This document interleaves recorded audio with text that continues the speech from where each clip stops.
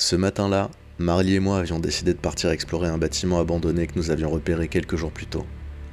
Nous étions impatients de découvrir ce qui se cachait derrière ces murs décrépits, loin de tout regard indiscret. Mais en arrivant, nous avons rapidement compris que notre objectif était compromis.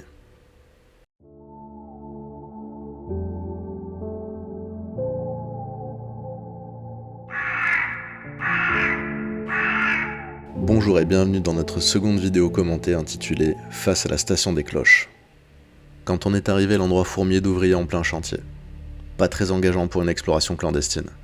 On était déçus, on s'apprêtait à faire demi-tour. Et juste avant de quitter les lieux, il y a quelque chose qui a attiré notre attention. À quelques pas seulement, il y avait un autre bâtiment qui se dressait.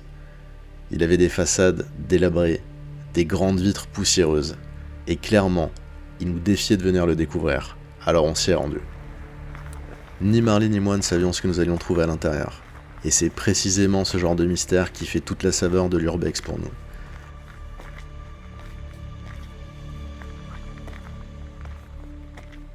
Comme vous pouvez le constater sur les images, le bâtiment a dû subir un incendie. À l'arrière, il ne reste même plus de toit.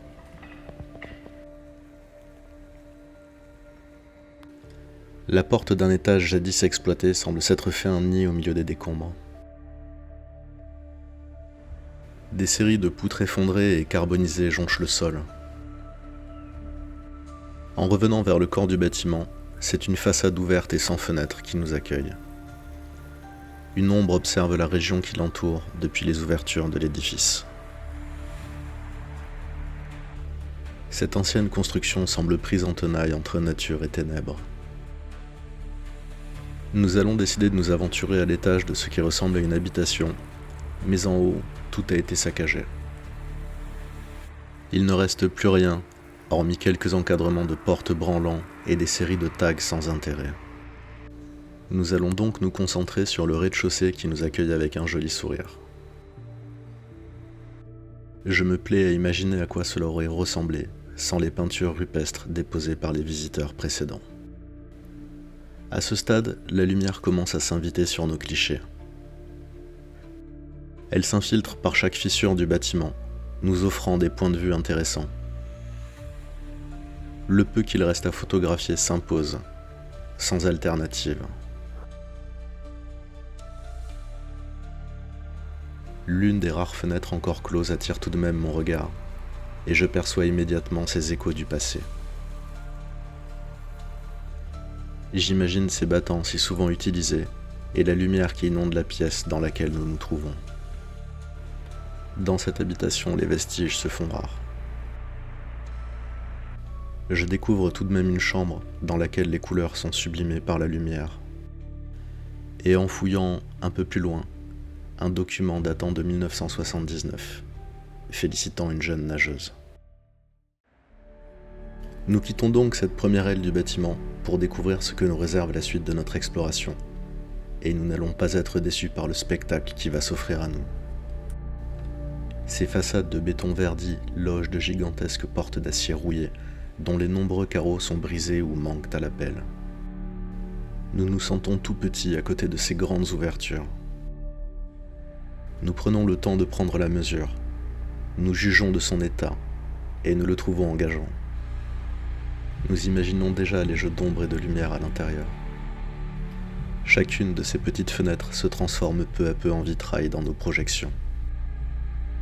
C'est bien grâce à l'œuvre du temps, grâce à la poussière qui s'est accumulée et grâce aux éléments. Mais notre bâtiment, lui, commence à se vêtir d'une allure de cathédrale, une véritable cathédrale lumineuse. Nous ne savons plus exactement à quelle intersection du temps nous nous trouvons. Les vestiges présents nous murmurent d'aller plus loin, de poursuivre notre progression. Nous repoussons un peu plus l'instant pour en savourer chaque seconde, et nous immortalisons ce qui continuera de vivre ou de mourir selon votre perception. Et puis je me décide enfin à gravir ces quelques marches qui me séparent de ce cœur de lumière. Je m'élance. Ce que j'aperçois depuis l'extérieur m'engage un peu plus. Mais je me méfie du sol quand je pénètre dans cet immense hall. Le plancher a cédé à de nombreux endroits, et notre périple devient plus dangereux. Alors je reste là sur la dernière marche, et je découvre enfin avec vous les volumes démesurés de la pièce, ainsi que son architecture saisissante. J'aperçois la formation de la mousse sous les ouvertures du toit. Je distingue ce qui ressemble à un étage inférieur. Et j'ai l'impression que les bruits qui proviennent de l'extérieur se répercutent à l'intérieur avec un écho profond. Que sont ces blocs de pierre et à quoi servaient-ils? S'agissait-il d'une coopérative? Pourquoi le plafond est-il si haut alors qu'il ne reste aucun vestige d'étage supérieur? D'autres questions nous submergent, et je me décide à m'avancer prudemment dans les décombres pour changer mon point de vue. Je me vois obligé de marcher sur l'ossature la plus solide de l'édifice, me glissant contre l'une des immenses portes rouillées que nous avions vues à l'extérieur. Et une fois de plus, mon regard est attiré par le vide.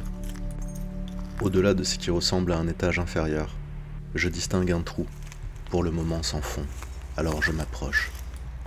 Dans la pièce, nous nous sentons tout petits à nouveau. 3 gigantesques cuves renforcées de pierres taillées s'enfoncent dans les ténèbres. Et les jeux de lumière s'invitent à nouveau, produisant des merveilles sur les murs de notre cathédrale scintillante. Nous sommes émerveillés par le calme et la beauté de ce lieu oublié. Nos appareils accrochent quelques souvenirs dans leur mémoire, et nous comptons sur eux pour nous permettre de revivre cet instant. S'il nous est impossible de vous rapporter ce que nos sens y ont perçu, nous espérons que vous apprécierez le partage de ces quelques images. Après nous être assurés de n'avoir omis aucun angle dans nos prises de vue, nous nous décidons à poursuivre notre exploration dans la 3e aile du bâtiment. Depuis l'extérieur, cette aile était la moins engageante, alors nous l'avons gardée pour la fin et pour la perspective de l'inconnu qu'elle nous offrait. Même si par ici tout avait été muré comme si l'on voulait y emprisonner un secret, nous avons découvert un trou à peine assez large pour nous permettre de nous faufiler à l'intérieur. Le sol de la première pièce était jonché de vieilles cassettes vidéo, et la tapisserie fanée avait abdiqué. Ici tout avait été minutieusement saccagé, et les murs témoignaient de multiples scènes de chaos. Mais fort heureusement, malgré les tentatives de ses ennemis, la bâtisse tenait encore bien fort sur ses jambes. Notre progression devait nous mener dans ce qui ressemblait à une sorte de cuisine. Ici aussi, la nature reprenait ses droits peu à peu, déposée par un manteau d'humidité. Et voilà que j'y arrivais enfin, dans l'une de ces pièces aveugles que j'aurais parié ne jamais voir de l'intérieur. Les fenêtres murées n'avaient plus si fière allure. Les tapisseries fatiguées s'enroulaient jusqu'au sol. Le voilà. Il était là notre petit cliché Decay. De retour dans l'entrée de la 3e aile, j'évaluais l'idée de me rendre à l'étage, mais le risque encouru me parut trop important. Alors à défaut de m'élever, je me mis en quête de trouver un passage jusqu'aux étages inférieurs, aperçus près des cuves.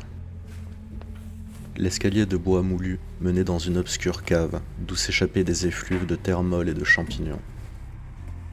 Je testais la solidité de cet escalier à chacun de mes pas.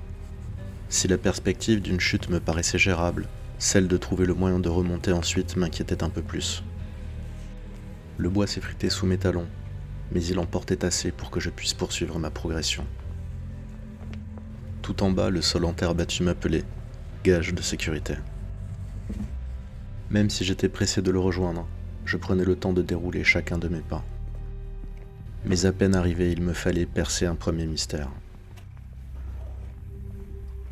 La première porte cachait ce qui ressemble à une ancienne chaufferie, faite de béton au milieu de ces pierres taillées. En progressant plus loin, je suis tombé sur les restes d'un feu assez maigre pour me faire imaginer qu'une personne seule avait tenté de séjourner ici. Il ne me restait alors plus qu'une porte pour trouver un passage vers les cuves, et je m'y engageai. Malheureusement pour moi, je n'y ai trouvé aucun accès. La pièce ne m'offrait que quelques ordures, une étagère de fortune, 2 bouteilles vides, et la désagréable sensation qu'un masque n'aurait pas été de trop. À la lumière, les particules s'en donnaient à cœur joie, inondant la pièce d'une vie insoupçonnée. Et tandis que cette exploration s'achève, je tiens à remercier nos comparses Ling et David dans cette expédition matinale. Il s'agissait de notre seconde vidéo commentée, dans un style plus contemplatif que la première, mais le lieu s'y prêtait. Si cette seconde vidéo commentée vous a plu et que vous voulez nous soutenir, pensez à la liker, à la partager ou à la commenter. Nous serons ravis d'échanger avec vous. Bonne journée à toutes et tous, et à bientôt pour une prochaine exploration.